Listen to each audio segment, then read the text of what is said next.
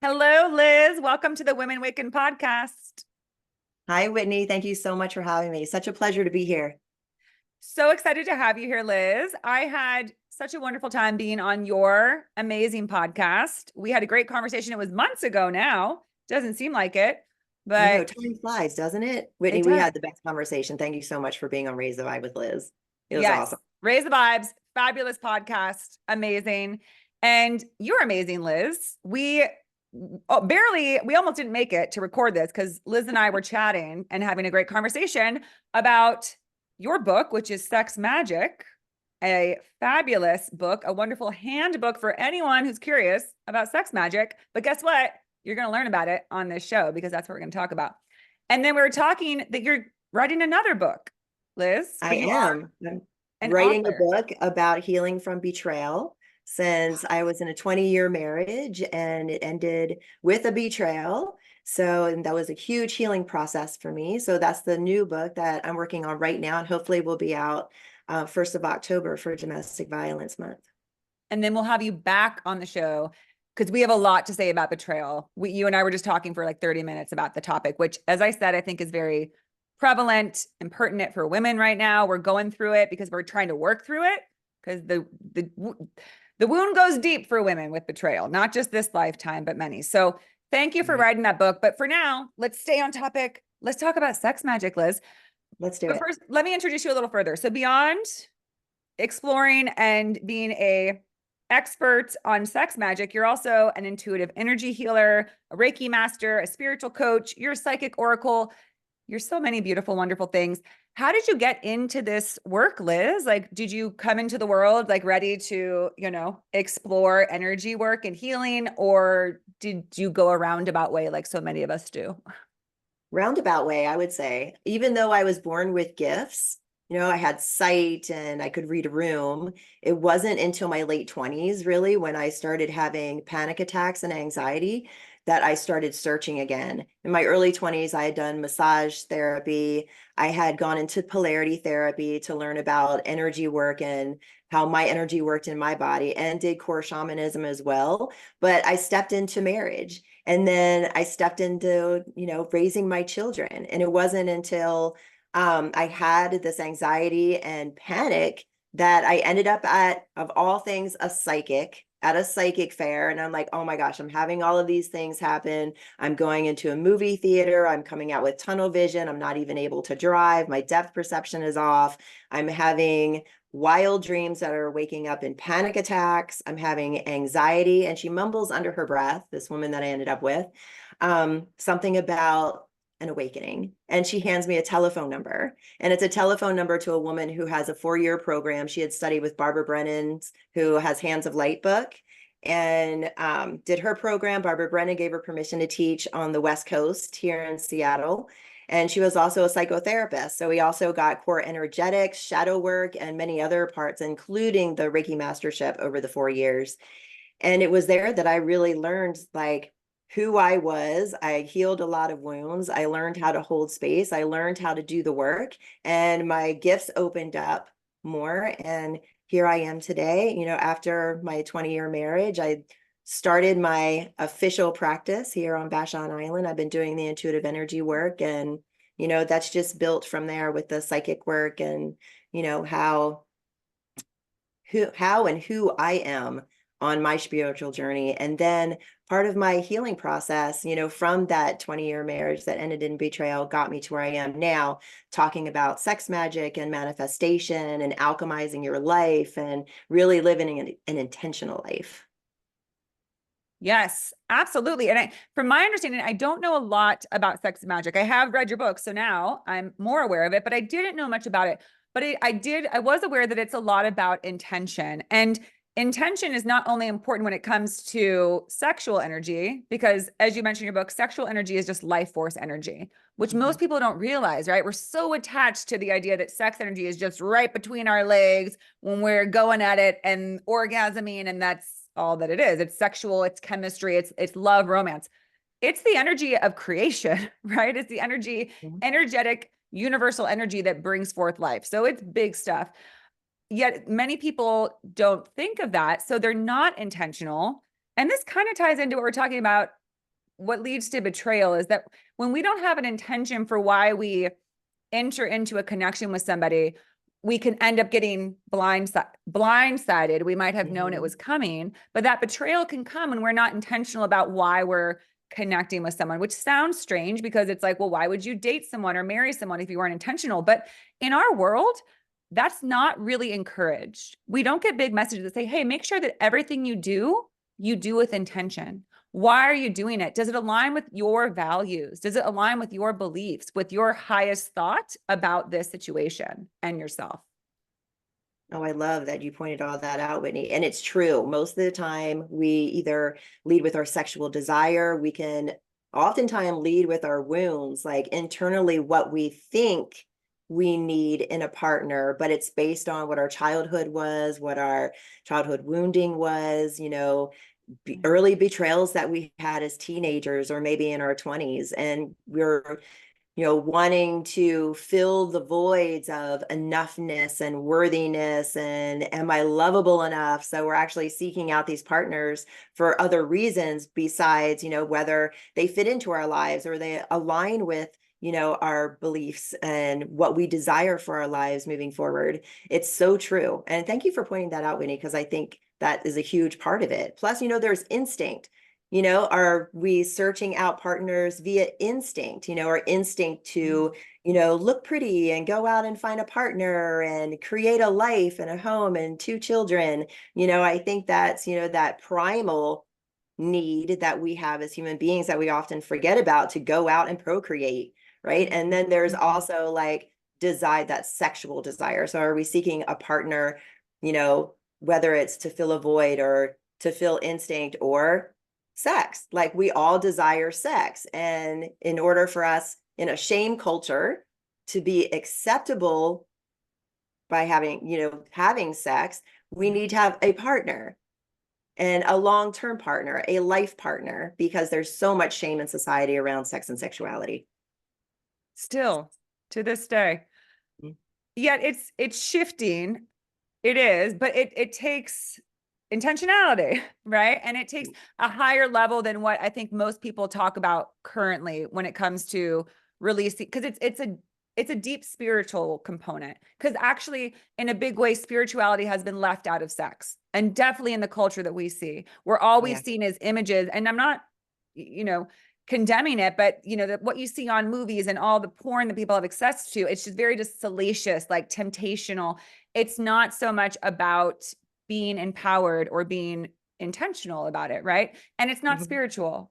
It's basically really highlighting that, oh, sex has nothing to do with energy or connection. It's just sex is what was like. I feel like that was like a big term in the 80s. When the 80s were a crazy decade anyways. Everybody was having sex and doing drugs and all that stuff. But it was a sort of message of like, it's just sex. Let's all do it. And that's fine, whatever. But it's not just physical sex.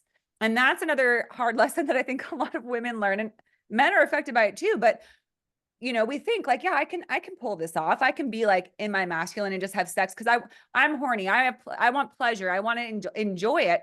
But then we're like, why do I feel this lingering attachment? Why do I feel lingering stuff? Like I feel like I can't.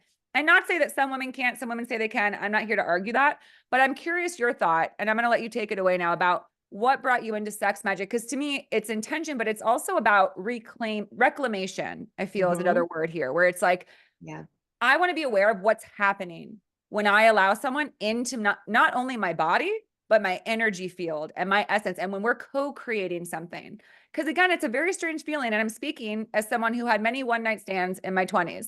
And you're like, whatever, we're just doing this and I'm drunk, I'm blacked out, I know what's going on. But you can't, there's something happening there, right? And when you actually own that and look at it, it transforms your experience of sex. So again, take it away. I'm going to let you speak to this because it's Thank you for pointing all of that out, Whitney. And thank you for sharing your history and your story, because I think that's part of it, because we all have similar stories. We're raised in a society that's very male oriented. I'm not bashing men. I'm raising 4 beautiful young men in my life, and I love men. I think that society as it's set up has also been harmful to men in addition to women, because it has given them belief systems that don't support them in their life either.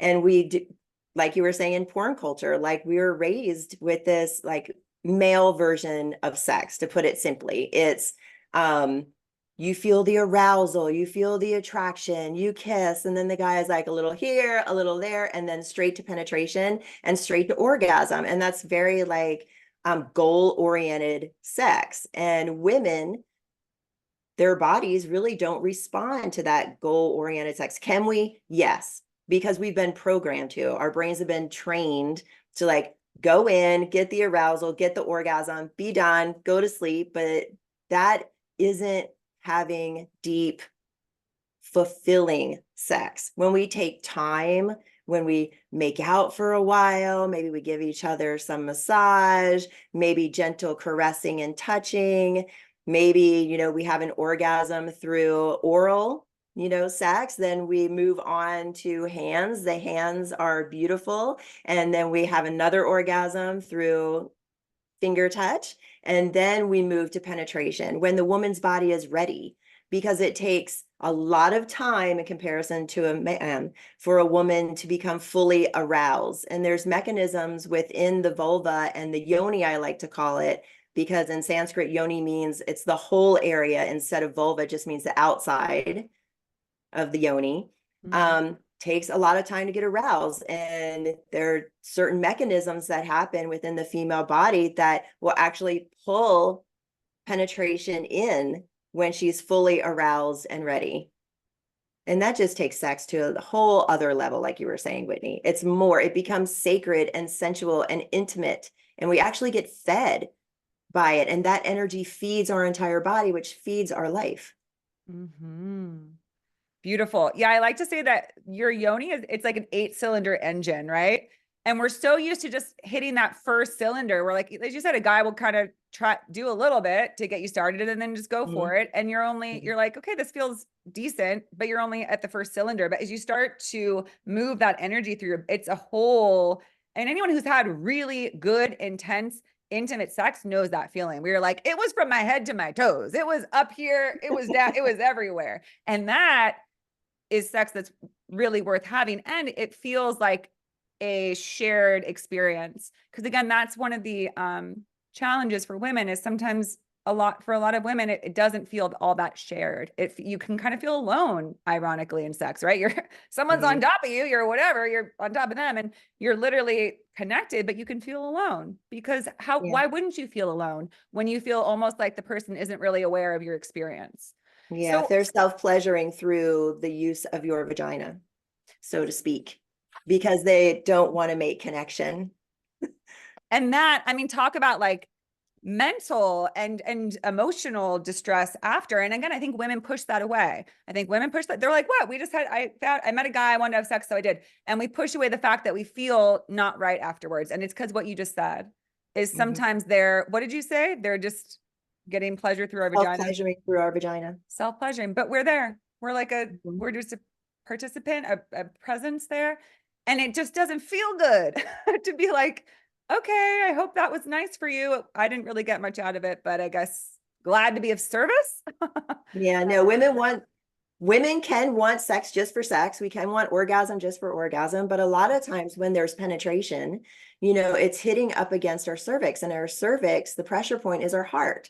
And that's why we so easily become attached and connected to our lovers, is because it's directly connected to our heart. And I think that that's set up through, you know, the cosmos and for that procreation piece. Like we are literally set up to receive the seed, to procreate the earth. Our vaginal tissue is set up to where the acupuncture point for the heart, the meridian, is, you know, that cervix. So we're automatically connected on that level. Yeah, it can be really intense, and our hearts can get attached very quickly. And I think that's so important for women to hear, like, know that it's not just you being too clingy, like too emotional, like too quick to get attached. What's wrong with me? It's a natural response to having someone in that heart space, in that space. It's not just your vagina. It's not just your yoni. It's all the way, like you said, it's hitting up on your heart. Yeah, you know? we're set up different. Men fall in love through sex, and women need love to have good sex. Yeah. Yeah, we do. And again, I think we try to deny that. We say, like I was just telling you, sometimes it's been too long. I'm like, let's just go out and get some. Let's just have a fun Mhm. time. It'll be fun. And it doesn't mean that there weren't orgasms, it wasn't pleasurable. But when you have sex that involves love, like there's no limits and there's no container, right? Like because another aspect I think is interesting about women and sex, and I talk about this a lot on my show, is that yes, women like they feel in their heart and they're very emotional, but there's also, if you want to call it like the dark femme or like your Venus energy, where you're like, we're also extremely powerful sexual creatures. Like sometimes we want to just like be like this big force in sex and be sensual and be all, tantalizing. And it's not just, again, like trying to imitate a porn star. It's a natural instinct for women because we are these vixens or whatever you want to call it. You know what I mean? Like that energy where you're like, look out, buddy, because I'm like gonna go wild like an animal. Like we get into our animal instincts during sex, Mhm. right? But when you don't feel safe, you can't really go there. You feel like, is this because you don't know if they're going to walk away as soon as they come, right? And you're like, okay, I thought I was just doing this for fun, but then why do I feel like shit when they just leave the second it's over, right? Right. And women do need safety in sex. It's Yeah. all in the first chakra. That safety survival mechanism needs to open up and have that sense of safety for vulvas to completely open up and allow penetration. I mean, how often do our partners ask us if we're ready for penetration? Our doctors are finally getting to the point where they're saying, okay, are you ready? For penetration when they're doing, say, a pap smear or something Exam like or that. something. They just, And yes, men are starting to become more conscious and more aware. And I have had partners in the past, my current partner ask, are you ready? And that's hot. You would think it would be like, oh my gosh, somebody asking me if I'm ready to be penetrated. What? But then when it happens, you're like, oh, well, that's hot. And then you can say no if you're no, I would like a little more of this or that, or yes, like that. Yes, take me now, because we are, like you said, very sexual beings. We're passionate beings, we're women powerful. go through our cycles. It's like our nervous system is attached to it, where it's up, where it's that sympathetic is that excitement, and then parasympathetic is the slow and loving and nurturing and feeding, right? And digesting, that rest and digest versus the excitement. And it's very much this up and down roller coaster for women when it comes to our arousal.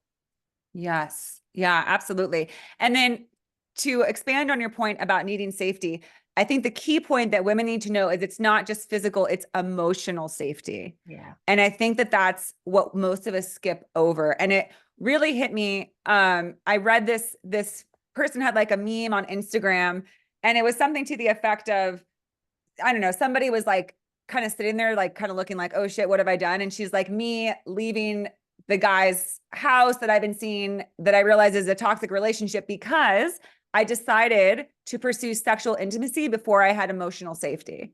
And I was Mm-hmm. like, that's it. That's Yeah. it. When you decide, like, it's fine. It's only been 2 dates, but like, I want to do it. He wants, but we push away our brain that says, yeah, but you don't have emotional safety. And then to put my therapist hat on, we push away our inner child that says, I don't know if this guy is safe. I don't know if they're going to treat us well. I don't know if I feel, and we're like, shh, quiet, like we need to get some. Yeah. And so we jump at it and we don't have emotional safety. And then we wonder why we don't have that great of a time and we don't feel great after. And we usually end up, it doesn't work out because we allowed someone to experience us without putting out our demands or our boundaries, which are, hey, I need to know that I'm emotionally safe with you. And I mean, to be fair, can anyone ever provide that for you completely? Like we don't know, but it's at least a little like you've built some degree of trust. You built some Mhm. degree of we are on the same page of what we're looking for. I've expressed my interest in you, you're interested in me beyond sex, so we can create this container together that feels as safe as possible. But most people don't wait for that. And then it is hard. And it's even hard for women to get aroused if there's not that level of safety because you're clenched up. You're not fully relaxed. And honestly, a lot of my friends will say this, and I've been here, you're a little bit performative. You're kind of Mhm. just doing what you think the male wants to see and experience, right? Putting like the non-authentic sexy hat on, like, oh, they'll like this, not the authentic wild woman where you're just like, look out, buddy, like here I come. Yes, You and that know? comes from that male-driven sex and porn Yeah. culture. Yes. because we're taught to please the man. So the woman comes out, they don't even know, what pleases me, what I want my partner to do to me. What do I like? It's all, what does he like? Does he like me? Are we even asking ourselves, do I like him? Yeah. Instead of going, does he like me?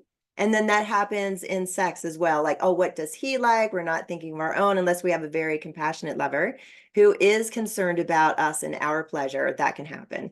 It's true. And I think with that safety component, I'm going to reel that back a little bit too. That can even happen in long-term partnerships, where they're taking harm into the bedroom, or, you're having an argument, then your partner's expecting you to have sex right afterwards. There can be, yes, after fight sex, but then there can also be when there's harm, then there's an expectation to have sex. Then the woman is actually putting herself on the back burner to please the man, to have the sex. And that actually comes not only from male driven sex culture, but also from religious backgrounds where the women were taught it's the women's job to please the man. So this is the program that we have in the culture. So we set ourselves aside a lot of times.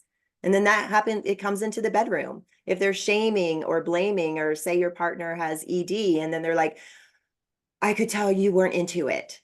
So instead of like being accountable for what's happening in their own bodies, they try to put it on you, and then, or shame or blame or judgment or whatever it may be. And then our partners expect us to be vulnerable. How can we show up in a vulnerable space if we're experiencing shame, blame, judgment, and these sorts of things within the relationship? And it can happen early on in the relationship or later in the relationship. So safety is very important for us to be vulnerable and really open up. Literally, there needs to be safety and security in the bedroom and outside the bedroom, because sex starts outside of the bedroom. It's, how we're talking to each other during the day. Are we touching each other during the day? Sending each other little love notes. Are we being loving to our partner? Because I think being loving throughout the day is foreplay. And if you're being harmful throughout the day, the lower half of the body is going to be cut off. It's going to be a no. And then a lot of times there's still an expectation. And then women are going outside of their boundaries to satisfy when they really weren't into it to begin with. Yeah. And then this brings up remnants to me of the idea of like breadcrumbing, right? Like maybe you're with your partner and they haven't really been very attentive or very focused on you all day. So you're like, hi. And then you get home and they want to get to it. And you're like, oh, good. Now you're paying attention to me. Now you see me. And then we allow ourselves to just, I'll just go along with we lose our power so quickly in that way. When we don't feel confident and safe that this person actually cares about us. And we're not at a place yet where we can openly share like, hey, I feel like you've been a little distant. And I like when my love language is touch. So can you, where if you're not there yet, you're kind of like having your own little discourse with yourself and it's not shared yet. So you're in your own experience. And again, sometimes, then if the attention comes on in the bedroom, you're like, oh, fuck it. I'll just go for it. And then it creates this bad pattern that usually leads to breakups, because how can a relationship be built on that foundation without shared trust and safety and It can openness? also lead to consensual rape, which a lot of people don't talk about, where we really don't want to do it, but we do it anyway. Yeah. And really what you're doing is putting yourself in a consensual rape situation, which isn't healthy for the both of you. It's not healthy, for your partner even, because your sex is out of integrity. And they don't even realize that what's being set up is this dynamic. And then what the woman doesn't realize is just by doing it when she doesn't want to do it is setting up the dynamic for further damage. And it's really stepping outside of boundaries. So a lot of work around boundaries is really important for personal empowerment as far as women go.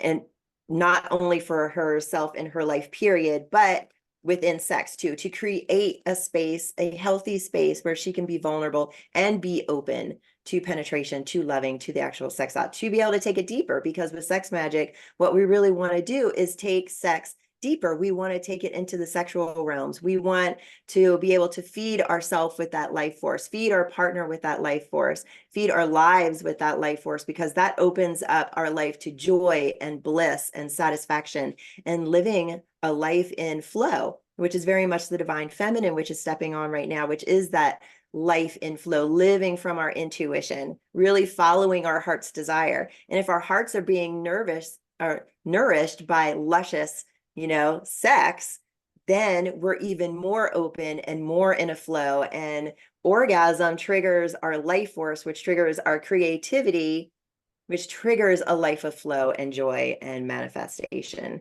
and happiness.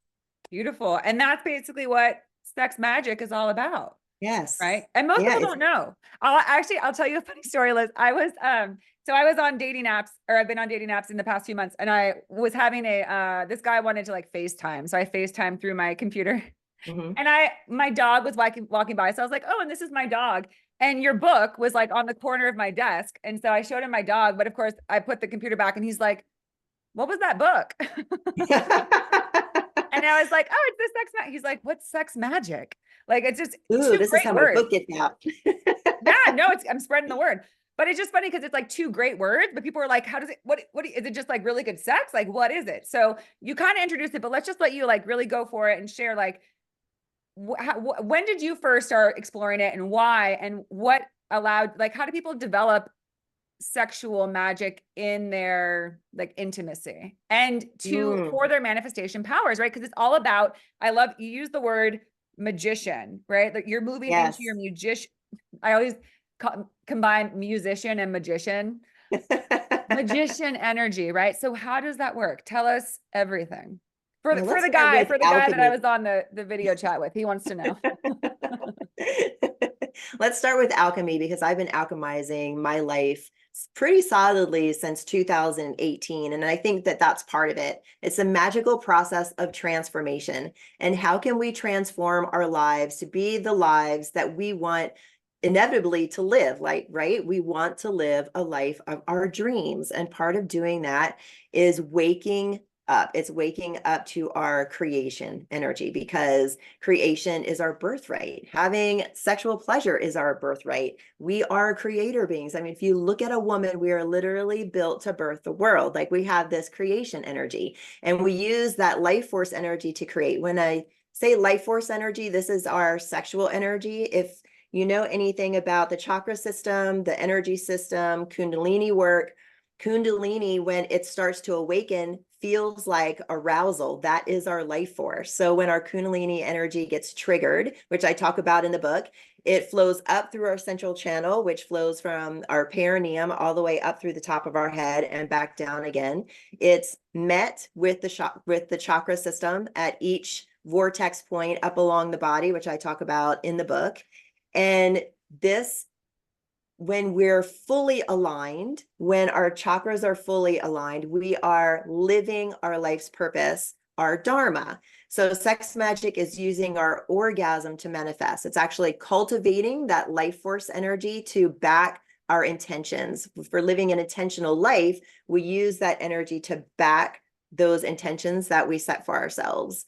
And in magic, the orgasm is that ultimate magical force to be used to create and birth our desires and dreams into the world. Yeah, it's Amazing. literally like through the act of pleasure and sex, using our sexual energy not only for pleasure, but to transmute and transform our lives. How have Yeah. you done that? How have you experienced that? How have I experienced that? So I live a very intentional life. Sex is very important for me as far as sacred sexuality goes. You know, coming from learning about male-driven sex, porn culture sex, patriarchal sex, you know, and breaking down those myths, belief systems, patterns, and programs within my own self over the last 6 years, I've really embraced, like, what do I like?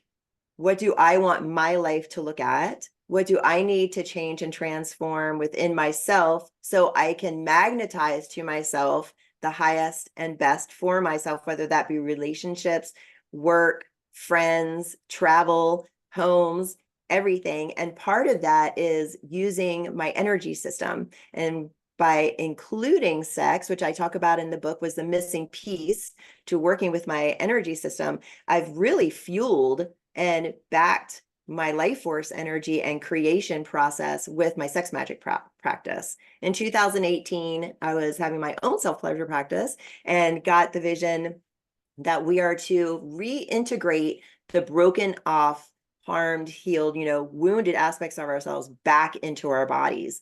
And that was really focused in my sexual life. So then I started looking into, okay, what parts of my sex and sexuality have been wounded and how can I heal those? So I started using my own energetic practices. I started going to sexual healing workshops, and I really reclaimed my pussy. I reclaimed my sex.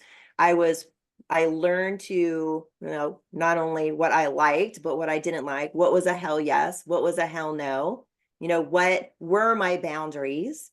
What was I not going to settle for anymore? And start magnetizing everything that I wanted. I was telling you before the show, like to magnetize the partner I wanted. I wrote down what I liked in the guys that I was dating.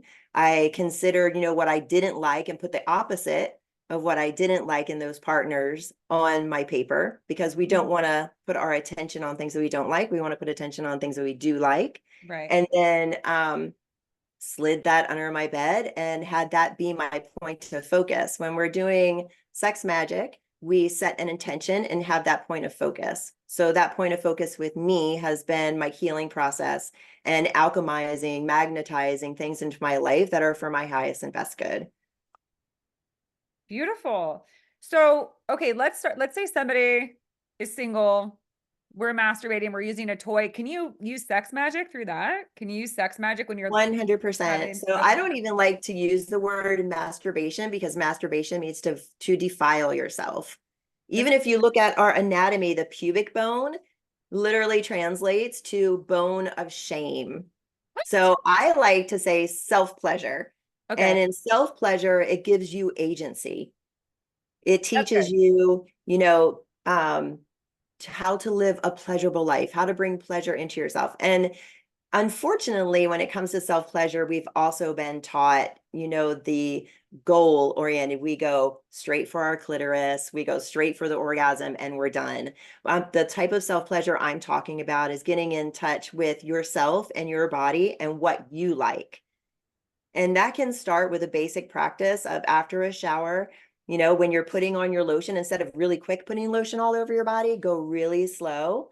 Like, I love you arm, I love you shoulders, I love you breasts. Give yourself a breast massage, love you belly, and then work your way down to your vulva, or your yoni, as I like to call it. And then spend some time. Don't go right for penetration.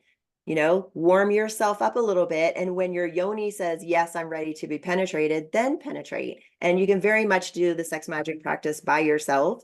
Even if you're partnered, your partner doesn't need to know that you're doing sex magic. You just set your intention that your sexual energy is going to whatever your dream or desire is.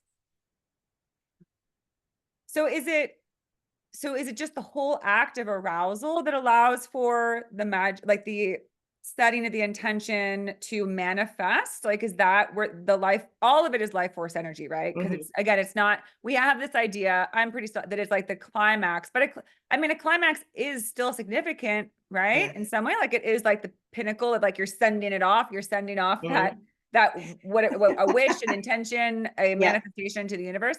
And is it like, I want a new house? Like, do you need to, like, how does that work? Well, we resource our life force energy. So it is that energy that we cultivate within our bodies that backs the intention. And really what it is living an intentional life. When we're living an intentional life, we're setting an intention, and that it's then internal focus attention to create. So we go, okay, I want to manifest a new apartment for myself. My lease is going to be up. I want something a little better, something, in a better part of town, blah, blah, blah. We write down everything that we want. We feel what it would feel like to have this new apartment. We visualize what this apartment looks like, what our life looks like within this apartment. And we can be doing that while we're, like, being all sensual and self-pleasuring, like building. I like to do that beforehand. Okay. So I get a sense of, like, okay, this is what I desire. This is what it's going to look like. This is what it's going to feel like. And then I hold that intention during my either self-pleasure practice or my partner pleasure practice. Yeah. And I either hold the intention with myself or I share it with my partner. Sometimes we do a joined intention and we direct our thoughts to that idea. It's like if you look at prayer, words in everyday life are prayer. Whatever is coming out of our mouth, that is part of our creation process because it's coming from our energy system. So if you're looking at words as energy, energy goes out to the universe. The universe works upon those words and creates whatever you're talking about in your life. The same goes with thoughts.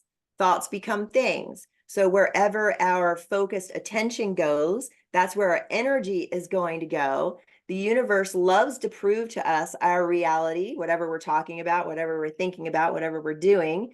You can see that when you go online. Like I'm into energy work. So when I go online, the computer is going to show me everything that has to do with energy work. It's not going to show me football. But somebody who likes football and is totally into sports, they go online, they're going to be getting everything around sports. So where our attention goes, our energy flows. So if we want to find that great apartment and we're going to like go with our lovers, like, okay, honey, let's like manifest this great apartment. I had a couple who approached me at a workshop. They read my book. They were selling their house. I told them, set an intention, say what you desire, the family that you want to buy your house, and then have sex, you know, and then upon orgasm, send that thought out into the universe, you know, for that perfect buyer for your house. They did. And the next day they got an offer, you know, above asking price for their house. So it is possible. Woo! Oh my Like gosh, I love where your that. attention goes. I love that. Okay, so I just have to ask, does that mean, because a lot of people think of self-pleasuring and they think of scenarios. We're thinking about sex, right? Like Yeah. and I know it's probably, but I often think of like past lovers when I'm self-pleasuring. And I think about, wow, that was really hot that one time. And I think about that. Is that not helpful? No, it can be helpful because that's something that you liked. Okay. And we can live off past experience. Okay, I had that experience 10 years ago. I didn't like it, so I'm not going to do that. Or I had that experience 5 years ago. I liked that. So I'm going to try that. And then as you learn what you like, how you like to be touched, then if and when you do have a partner, you can share with your partner, if your voice is open, how you would like to be touched, how you would love to be made love to, what you would like to create in the bedroom. And I want to kind of dip back into feminine arousal too, and female sex or matriarchal sex, because the vagina, although I don't like to use the word vagina because it means sheath for the sword, the vaginal canal. Okay, wait, can I doesn't just check it? like Where are these translations coming from? history, What is it? history, and also my training. So I'm also a Okay. Yoni Shakti practitioner. Mm. And my teacher wrote the book Yoni Shakti, and she is a teacher of Nidra yoga and also this process of healing the womb. It's womb yoga is basically what it is. And so a lot of the terminology comes from her and another woman that I've studied with around patriarchy and how patriarchy has affected women. Her name's not coming to me right now. But that's where, you know, these little tidbits of information are I coming from in appreciate those because history. it's I mean, we almost can like just look at our history. yeah. Well, and unfortunately, most of us are not aware of that because that's not history that's taught in our history classes. Exactly. Shocking. Shocking. They don't want us to be aware of our body and associations with it. Yet I appreciate that because those are both, it's funny because those are both, I've never really cared for the word vagina or masturbation. It's just, it's harsh. I don't like it. I don't enjoy it. So I Mhm. appreciate you pointing out that it actually is because the underlying meaning of it is actually something that's not conducive to sex being expansive and beautiful and a wonderful creative experience. It's limiting, right? What would you say that Yeah. masturbation means? To defile yourself. Yeah, that's what it's. I always thought like masturbation is too close to like murderous or something. Like it's too harsh of Mhm. a word. Yeah. And so that makes sense. It means like to Mhm. defile. And of course, we have the, religious basis of sex, which is basically that it is shameful unless it's done for. Anyways, thank you for this enlightenment. I need to check out those books. Yes, great books. I highly recommend them. So Yoni Shakti, and then Lucia Renee, I believe it's Overcoming the Patriarchy or Patriarchy in Society. Look her up. It's a great book. And so which direction do we want to go, Whitney? Do we want to continue, what I was beginning to say before? Would you like to go a different direction?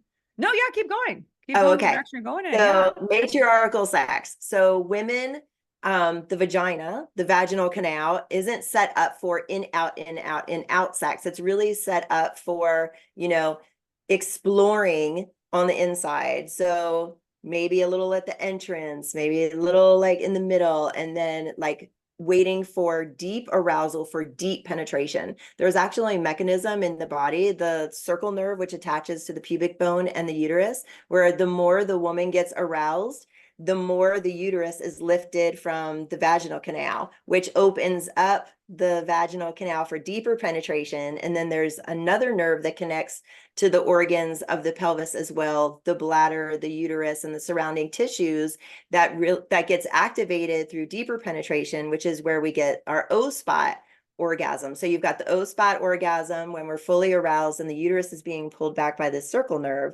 And then you have more contact also with the cervix over on the side. You can have a cervical orgasm. As pleasure opens up even fuller, the perineal sponge is at the backside of the vaginal canal. You can access that with your thumb, or your partner can access with fingers gently. You have to go in very gently with the perineal sponge, but there is a C-spot orgasm that can happen there. And then of course, everybody knows about the G-spot, which is just inside, about 2 knuckles length inside the urethral sponge on the top of the vaginal canal. And sometimes in women it's a little further back, but mostly about 1 or 2 knuckles in. And the more aroused a woman gets, the more multi-orgasmic she can get. And even having energetic orgasms, which are little flutters and contractions in the uterus. And those energetic orgasms send that life force up and flood the body before the final orgasm or the multiple orgasms happen. And the more aroused a woman is, the more areas of the vaginal canal you're reaching, the more orgasmic a woman can be. She can just be one giant orgasm. You can have Yes. a full body orgasm. After another full body orgasm. You can have waves. a throat orgasm. You can have nipple orgasms. Where in the throat orgasm, the amrita is actually dripping down the back of the throat. The men, and I think that's a very patriarchal society. So it was normally the men that went off and meditated in the caves. That's what they're living off of. When they're able to tap into that amrita's dripping from the brain down the throat, that is life force fluid, just like the fluid that comes out of a woman during female ejaculation. It's the same watery substance, that happens with stimulation of the G-spot when you really at the G-spot start to get in through the wall of the vaginal canal and feel for the Skene's glands. Yes, it is all life force energy, life fluid, life force energy. Beautiful. Oh my goodness. Thank you so much for sharing. And I feel we're basically essentially now talking a bit about Tantra, right? Because that's another focus of your work, because it goes hand in hand, right? Sex magic is, I feel like Tantra to me, correct me if I'm wrong, is sort of like the build up, the way to reach the pinnacle of sex magic, right? Like if you really want to set that intention and manifestation, you can't just have the penetrative sex. Like, okay, that worked, right? We stuck it in there. She came, wait, woohoo. The Tantra is where it's like, I'm getting this visual of like a cauldron, like you're stirring it up, like you're really building that life force energy until you're like, what will I create with my witch's brew? Tell me if I'm off track here though. Like you tell us. Well, Tantra, which I love practicing. I've been practicing Tantra without the red Tantra, which is the sexual aspect of Tantra, for quite some time now. And I was introduced in 2020 and 2021 to Tantra, and it fit right into my life. I'm like, okay, this is the missing piece here for me. And I've learned so much through Tantra, but Tantra is using that energy. It's basically sex to reach a higher consciousness. So sex to reach God. So if you look at sex beyond animal instinct, beyond pleasure for pleasure, if you can actually use it to reach higher states of consciousness. Oh yeah, absolutely. Absolutely. Because when you really are, well, it's kind of like the thing when you're having that very powerful set, like you really are sort of your energy forces start to mix. Like when you're that in depth in like a really intense tantra sexual experience, it's like, where do you begin? Where do I end? Like it's all just kind of melding Right. together. So it's And that is the definitely, divine masculine and the divine masculine and divine feminine coming together. It's unity consciousness. So when our two wow. energies come together, they unite. I had this one vision once, post orgasm. I'm in tears and I'm seeing this because I'm seeing this vision of us spiraling up to the cosmos and we're facing each other and just burst into this beautiful white light and just this overwhelming sense of unity, just sense of just oneness with everything. It was beautiful and just brought me to tears. Because that's what it is. That's what we are. We are Yeah. everything. We are, I mean, two people meet and it's just we are the same. We're one and the same. And that's why sex is so powerful because it's the strongest experience in our earthly experience of coming back to source. Because you're coming back. I mean, eventually we all return to source and the one, but when you come together with another person, it's a little taste of that, right? It's like, oh, it's not, Yes. this isn't where I end. And when you miss with another person, you're like, oh wow, we're actually Alchemizing experiencing that. oneness. Yes. Literally Yes. alchemizing oneness. Yes, it's a little taste of heaven, Oh, literally. oh, And I love that. anybody That's who's what got it a is. near death experience, they're like, oh my gosh, I felt so much love. There was so much light. Well, when we come together and we come together in a conscious way with the same, like, okay, we're going to come together for oneness, for unity, for our energies to create sacred love, then it's the alchemizing of the masculine and feminine into oneness. It is a taste of that oneness, that supreme love over on the other side. Yes. And that's why I'm so grateful for you, Liz, and people like you who are speaking to this because everyone deserves a little taste of heaven. You Yes. do. And it's available to us, but we don't embrace it enough. And it's okay. Humanity as a whole is still at a fairly young age in terms of our Mhm. species. And we're learning to return back to our full potential, our full possibilities. And it's funny how right now, when people write a book like Sex Magic, some people are totally into it, but others are like, what? There's going to come a day where we're like, why would we have done anything else? Like, my Right? friend I know. told me Why once, isn't this being taught? yeah, my friend told me once when she like got into tantra with like this new partner, she was like, once you get into tantra, like you can't have a partner who's not tantric because she's like, it's like going from like a 6 course meal to going back to like a lunchable. And Yes. and it's funny because Well it's like, put. It's so true. yeah, and but it's funny because like Lunchables are still delicious, like they're fun. We'll still like, Hmm. and it's quick, right? It feels good. Yep. It'll do the The quick trick, fix. but it's not a fucking like bring on the next course, you know? That's what's amazing about the tantric sex. You're like, Mhm. whoa, where is this gonna go next? Yes. And then you end up, in this sacred union with somebody and you're spending hours together. It's not just 15 minutes or 30 minutes. You're spending an hour, 2 hours, 3 hours, making love all day. Yeah. It's a beautiful experience. And it's true. Once you go tantra, there's really no going back. It's really not satisfying. You really desire more out of your partners Like after what? that. Totally. Oh my God. Okay, so Liz, one more topic before we kind of wrap things up. Mhm. You also talk about astral sex. And Yeah. this may be like the next step out there level for some people, but like go ahead and give it to us. Like what is that? Because then you don't even have to be Okay. in the same space. Like what's going on? Mhm. Astral sex is literally in a different realm. It's we have okay, how do I Astral. describe this? We're in our 3D realm here, and there's other layers, like we have spirit layer, and then we have the astral realm, the astral layer, where gods and goddesses and some angels and deities and stuff like that live.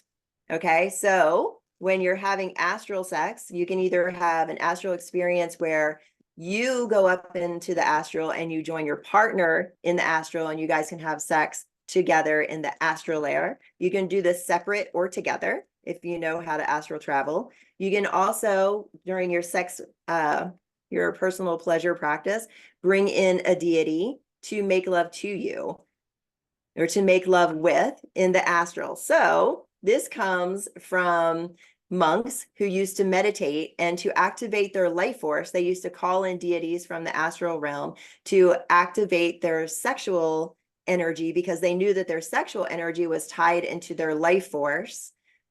So to open up their kundalini, they would call in the deities, these tantrikas, to activate their sexual energy within their bodies. And we can do that too.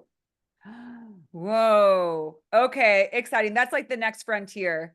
So I'm just going to sit with Yes. that and let that sit with everybody because like one step at it, I'm just like sex magic and like I'm already calling in my tantric partner. I'm like, oh yeah, oh yeah, oh yeah. Like Yes. that's Yes. Call in your tantric partner, oh Whitney. my gosh, that's going to be my intention now when I'm self-pleasuring, is just calling it in, is sending it like, I'm ready. I'm ready. Yes. Someone who can be grounded, open, Yeah. conscious, have integrity, be able to communicate and go deeper with you. Yeah. Yes. Someone who has like an 8-hour block of time a few times a week to just Sunday soul go day. for it. I love it. Oh my gosh, Liz. Well, this has been so much fun. I love talking with you. I love, again, that you're sharing all this, you're bringing all this, and you're so multifaceted and wonderful, because now you're going to write this very helpful book on betrayal, which to me is the block to women getting to what we talked about today. Because Yes. how can you experience this when you're still healing from shocking, devastating betrayal? And it's real. It happens to so many of us. And we also touched on, and I think I'm going to have you back on if that's okay. When your Yes, book I would comes love to out. come back on. But we're going to touch on the fact that that wound goes beyond whatever we experience in this lifetime, but the generations and the many lifetimes that women have had of being betrayed by the masculine in so many forms. So I would that's a love whole to have nother that thing. conversation with Whitney. This has been such a great conversation. Thank you so much for having me on the show. I really appreciate you. Of course. And Liz, if people would like to listen to your podcast, if they want to find your book, if they want to learn more about you, how can they do that? Go to raisethevibewithliz.com, and you can find me on all social media platforms at the same handle, Raise the Vibe with Liz. Perfect. My Perfect. book is on Amazon. All right. All right, everybody. It looks like this. It's amazing. It's wonderful. I'm going to keep it by my bedside from now on. Thank you for the inspiration, Liz. I hope you have a beautiful weekend. Thanks Thank for you. joining. Thanks for having me. Bye. Bye.